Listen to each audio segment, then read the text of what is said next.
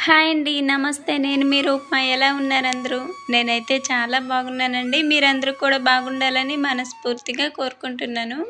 ఈరోజు శనివారం కాబట్టి కొంచెం ఎర్లీగా అయితే లేచి ఇంటి పనులైతే స్టార్ట్ చేశానండి. అంటే శనివారం దీపారాధన అనేది పెట్టుకుంటాం కదా! అందుకని కొంచెం తొందరగా లేచి ఫస్ట్ అయితే అంట్లు కడిగేసి బట్టలైతే ఉతికేసుకున్నాను. క్లైమేట్ చూస్తేనేమో తీరా ఒకవైపు వర్షం వచ్చేలా ఉందనమాట. ఇంకా ఏ క్షణాన వానొచ్చిద్దో తెలీదు. చల్లటి గాలైతే వస్తుంది. ఇంకా మీరు వీడియోలో చూసినట్లయితే అర్థమయ్యే ఉండిద్ది.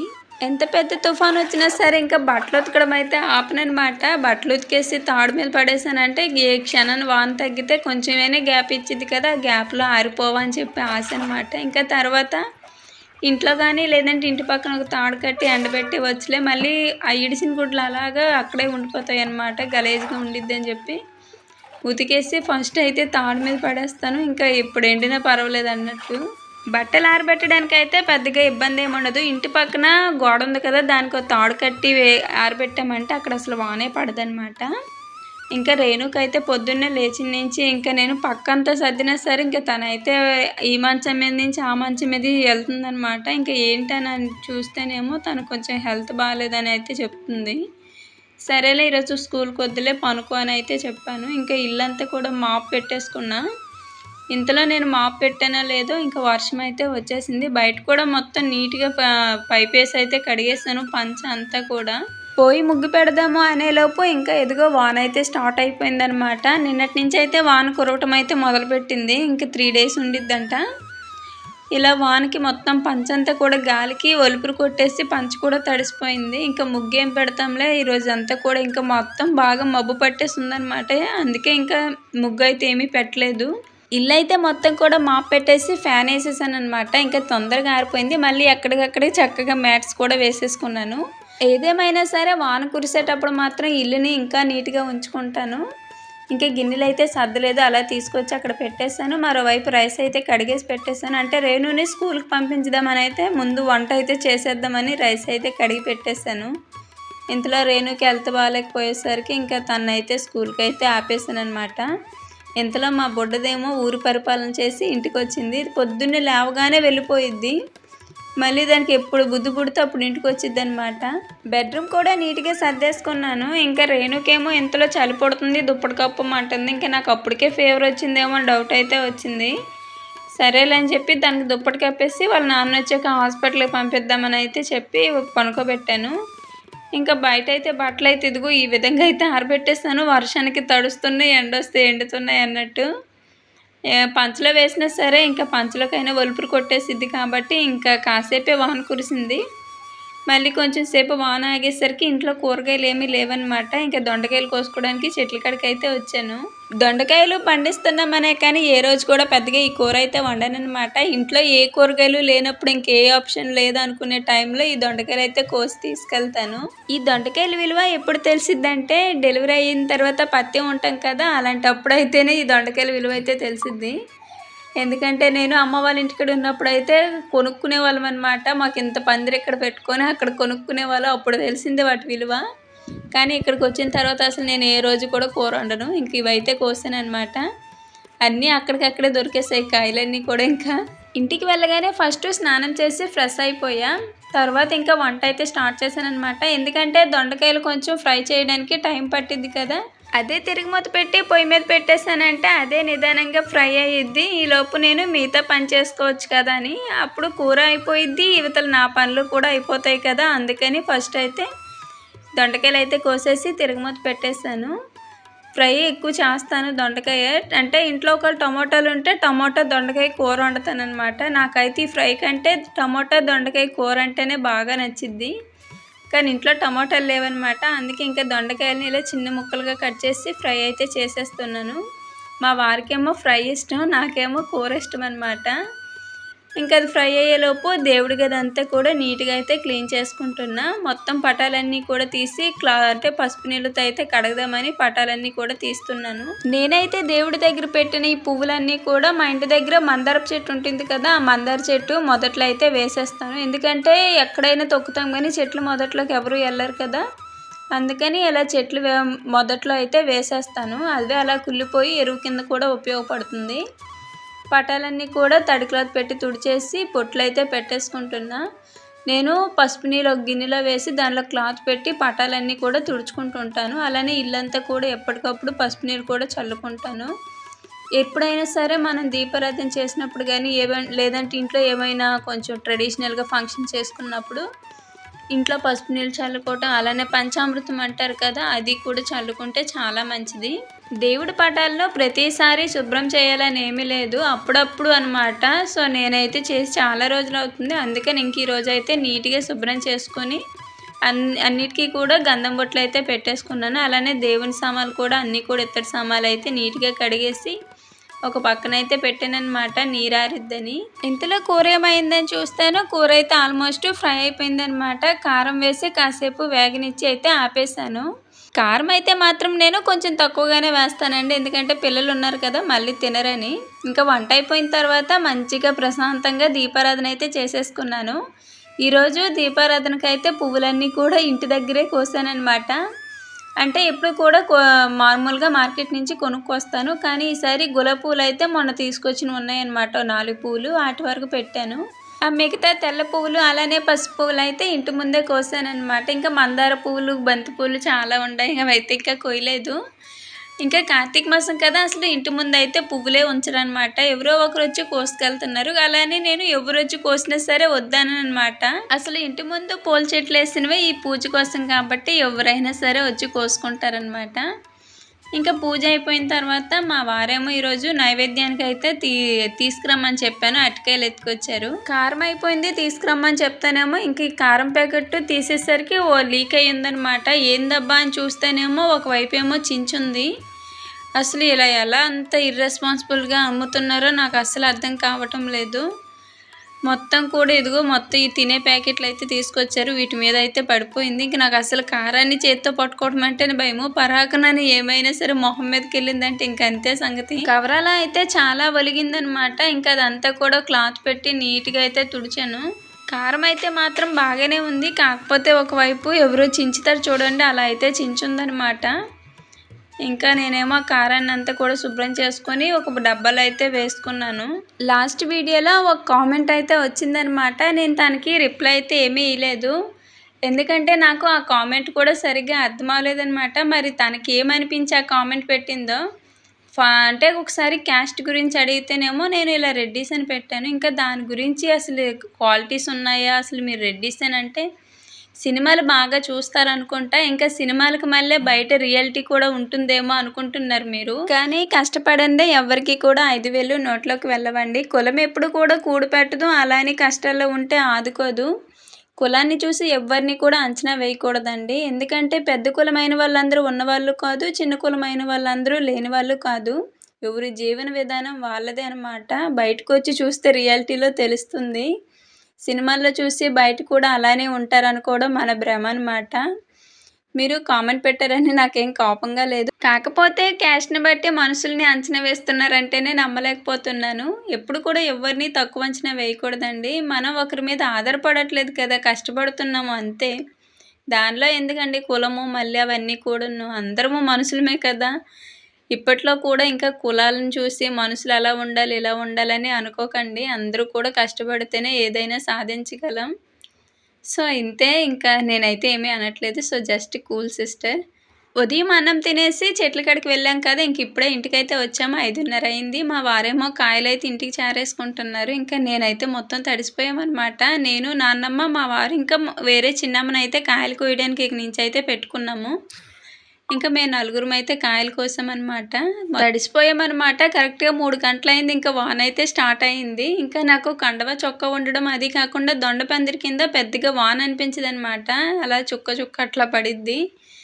ఇంకా తడుసుకొని మెల్లగా కాయలు అయితే కోసి ఇంటికి వచ్చేసరికి తాతయ్య ఏమో ఇంటికాడ ఉన్నారు. ఇంక ఈ బట్టలన్నీ నేను ఎక్కడ తడిసిపోయాయి వానకంచి అనుకున్నాను, కానీ తాతయ్య ఏమో తీసి ఇంట్లో పెట్టారంట. ఇంకా లైట్గా తడి ఉందనమాట, అందుకని ఇంక ఈ మంచం అయితే ఇప్పుడు వేయట్లేదనమాట, ఇంక అట్టనే ఉండిద్ది. సో దాని మీద అయితే ఇంకా ఇవన్నీ కూడా ఆరబెడుతున్నాను. బట్టలకి కంఫర్ట్ పెట్టాను కాబట్టి వాసన ఏమీ లేదు, అందుకే ఇంక ఇక్కడ ఆరబెట్టేసాను. అది కూడా కొంచెం లైట్గా తడి ఉందనమాట, లేదంటే బయట తాడు కట్టి ఆరబెట్టేదాన్ని. ఇంకా బట్టలు కూడా కొంచెం తక్కువే కాబట్టి మంచం అయితే అలా సరిపోయింది. ముందైతే మాత్రం ఈ చల్లదనానికి వేడివేడిగా కాఫీ తాగాల్సిందే. ఆల్మోస్ట్ తడిసిపోయి వచ్చాం కాబట్టి దానికి తోడు చల్లని గాలి ఒకటి వస్తుంది. కిటికీలన్నీ క్లోజ్ చేసినా సరే మెయిన్ డోర్ నుంచి అయితే వస్తుందనమాట. ఇంకా ఈ చల్లదనానికి కాఫీ పడకపోతే అసలు బాగోదని చెప్పి ఫస్ట్ పాలైతే పెట్టేసాను. ఇంకా ఎవరు వస్తే వాళ్ళకి కాఫీ కలిపిద్దామని. ప్రస్తుతానికైతే నేను ఒక్కదాన్నే ఉన్నానన్నమాట. మా వారేమో సెంటర్కి వెళ్ళారు. ఇంకా పాలు కాగేలోపు ఇల్లంతా కూడా ఒకసారి నీట్గా ఊడ్చేద్దామని చెప్పి ఇల్లంతా కూడా ఊడ్చేస్తున్నా. అంటే పెద్దగా చెత్త ఏమీ లేదు, ఎందుకంటే పొద్దున్నే మొత్తం నీట్గా శుభ్రం చేసుకొని వెళ్ళాను కదా. ఇల్లు అయితే తుడిచేసి వాకిలి కూడా ఊడ్చేసుకొని కొద్దిగా దొండకాయలు అయితే పకోడీ చేద్దామని అయితే కోస్తున్నాను. ఇంకా నిలబడే ఓపిక లేదనమాట, అందుకని ఇలా చక్కగా కూర్చొని బయటే కట్ చేసుకుంటున్నా. పద్దాకా నిలబడి కాలు నొప్పులు, దానికి తోడు ఈ తేమలో తిరగడం వలన కాళ్ళు అయితే పాచిపోయాయి అనమాట. అదే వరిసిపోయి అంటారు కదా, వేళ్ళు అయితే వాపు వచ్చేసిందనమాట. అసలు నడవలేకపోతున్నాను, నిలబడలేకపోతున్నాను. అందులోకి వచ్చి తేమలోకి వెళ్ళాలంటేనే భయం వేస్తుంది. ఫస్ట్ అయితే నీళ్ళు మొత్తం కూడా పట్టేస్తున్నా, ఎందుకంటే బాగా గాలి వేస్తుంది. ఇక్కడ కరెంటు పోయిద్దని, అప్పటికి కరెంటు పోయి వచ్చిందనమాట. మళ్ళీ కరెంటు పోతే నీళ్ళకి ఇబ్బంది అయ్యిద్దని ఫస్ట్ అన్నిటికీ కూడా నీళ్ళు పెట్టేస్తున్నా. గిన్నెలు అయితే పెద్దగా కడగడానికి ఏమీ లేవన్నమాట. ఈ వర్షాలు తగ్గితే ఇంకా బయట కట్టెల పొయ్యి పెట్టుకోవాలన్నమాట, రాళ్ళు పెట్టి ఇంకా నీళ్ళు కాచుకోవడానికి. ఈ చలికాలం అన్ని రోజులు బయట ఖచ్చితంగా సరే మంట వేయాల్సిందే. అలా రాళ్ళు వేసి పొయ్యి పెడదాం అనేసరికి ఇంకా వాన అయితే స్టార్ట్ అయిందనమాట. ఇంకా హీటర్ అయితే ఆపేసేయాలి. నీళ్ళు పెట్టేసి కాగేమో హీటర్ పెట్టడానికి అయితే తీసుకెళ్తున్నాను అనమాట. హీటర్ వాడకం అంత మంచిది కాదు, కానీ నాకేం చేస్తా, ఇంకా తప్పదనమాట. ఎందుకంటే పొద్దుల్లో పని చేసుకొని వచ్చి మళ్ళీ బయట నీళ్ళు కాయటం అంటే కొంచెం ఇబ్బంది అనమాట. అందుకు కానీ ఇంక ఈ చలికాలం కదా, ఇంకా తప్పదనమాట, బయట ఖచ్చితంగా పొయ్యి పెట్టాల్సిందే ఈ చలికైనా సరే. ఈ పాలు కాగడానికి నాకు ఎంత సమయం పట్టింది, నాకు ఒక్కదానికైతే కొంచెమే చేసుకునేదాన్ని. కానీ తర్వాత నుంచి మా వారు, తాతయ్య వీళ్ళందరూ కూడా వస్తారని చెప్పి కొంచెం ఎక్కువ పాలు అయితే పెట్టాను.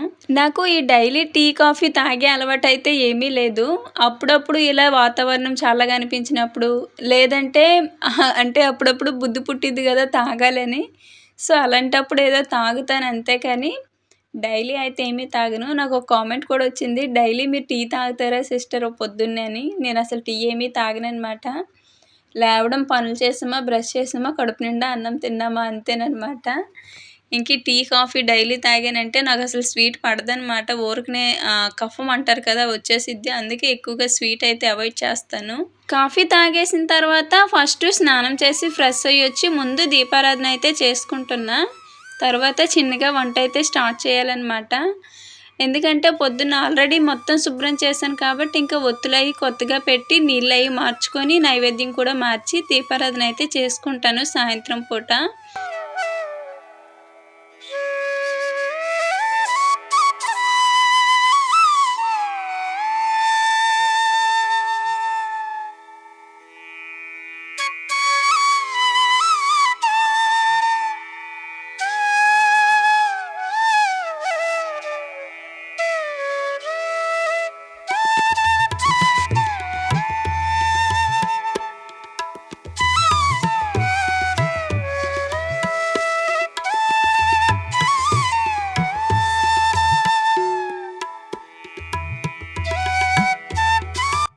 ఈ ధూప్ స్టిక్స్ అనేవి మనకి సాంబ్రాణితో సమానం అన్నమాట. మనం ఇంట్లో సాంబ్రాణి ధూపం ఎలా వేస్తామో సేమ్ ఈ స్టిక్స్ కూడా మనకి అలానే పనిచేస్తాయి.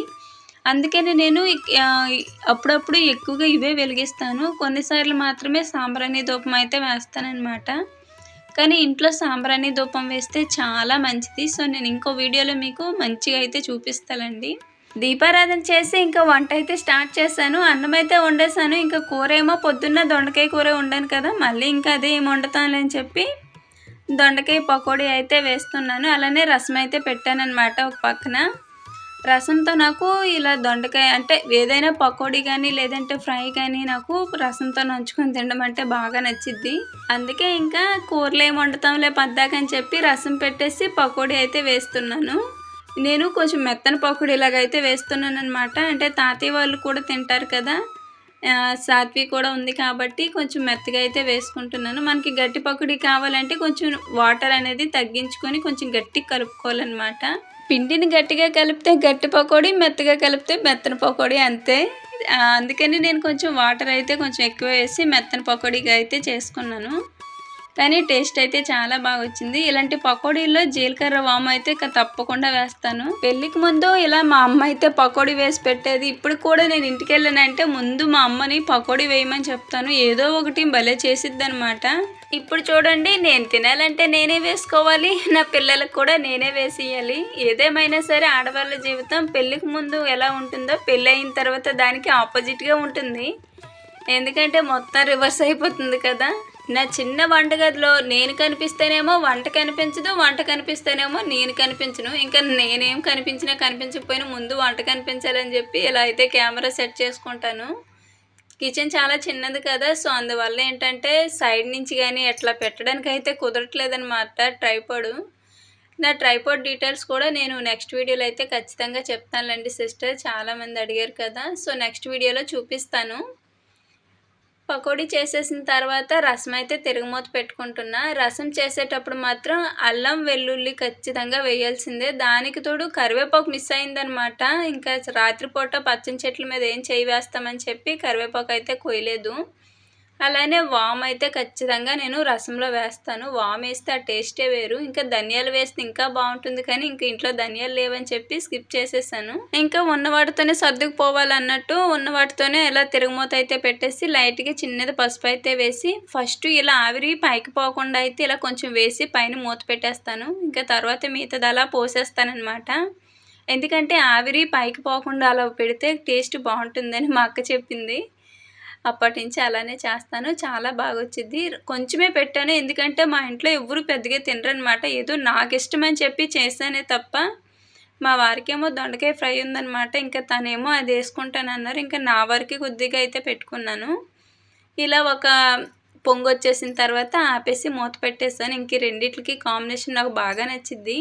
అందరం అయితే కలిసి ఇంకా భోజనం అయితే చేసేసాము. రేణుకైతే ఇడ్లీ పెట్టేశాను. జ్వరం కదా, మళ్ళీ రైతురికి అన్నం పెడితే మళ్ళీ జ్వరం వచ్చిద్దని టిఫిన్ అయితే తీసుకొచ్చి పెట్టేశాను. అన్నం తినేసిన తర్వాత ఇప్పుడు తీసిన వీడియోస్ అన్నీ ఎడిటింగ్ చేసి వాయిస్ ఇచ్చి అప్లోడ్ చేయాలన్నమాట. నాకైతే ఇంకా ఈరోజు 12 గంటలైంది పని అంతా చేసేసరికి. ఇప్పటికైతే ఖాళీ దొరికిందనమాట. ఉదయం నుంచి పనుల మీద పనులు అసలు ఖాళీ లేదు. సో మొత్తానికైతే ఇప్పటికీ రెస్ట్ దొరికింది. ఇంకా అన్నం తినేసిన వెంటనే రేణుకైతే పాలు కాచి ఇచ్చేసి తనకైతే టానిక్స్ అయితే పట్టించేశాను. ఫీవర్ అనమాట. చిన్నపిల్ల అయినా సరే చాలా బాగా తిప్పుకుంది. పెద్దోళ్ళం అయితే అస్సలు ఉండలేమనుకుంటా. 105 ఉంది, అయినా సరే చాలా యాక్టివ్గా అయితే తిరుగుతుంది. సో అదే కొంచెం ధైర్యం అనమాట. ఇంకా సాత్విక్ అయితే మాతో పాటు అన్నం తింది. రేణుకైతే ఇడ్లీ పెట్టేశాను. ఇంకా అసలు ఈ మంచుకి నా గొంతు కూడా బొంగురుపోయింది. నైట్ కదా, కళ్ళు కూడా మంటలు వచ్చేస్తున్నాయి, ఎర్రగా వచ్చేసాయి, నిద్ర వచ్చేస్తుంది అనమాట. పొద్దున్న అసలు మా దొండకాయలు కోసేటప్పుడు కళ్ళల్లో అది కాకుండా డస్ట్ ఎక్కువగా పడుద్ది. సో అందువల్ల కళ్ళు అయితే చెట్లలోనే సగం ఎర్రగా వచ్చేస్తాయి అనమాట. ఇంకా ప్రశాంతంగా ఇప్పుడైతే నిద్రపోవాలి. సో ఈరోజు అయితే ఇలా అయితే గడిచింది, అసలు ఖాళీ లేదు. ఇంతేనండి ఈ రోజుకైతే. వీడియో నచ్చితే లైక్ చేయండి, షేర్ చేయండి. అలానే ఎవరైనా కొత్తగా మన ఛానల్ని చూస్తే సబ్స్క్రైబ్ చేసి సపోర్ట్ చేయండి. మరో మంచి వీడియోతో మళ్ళీ కలుద్దాము.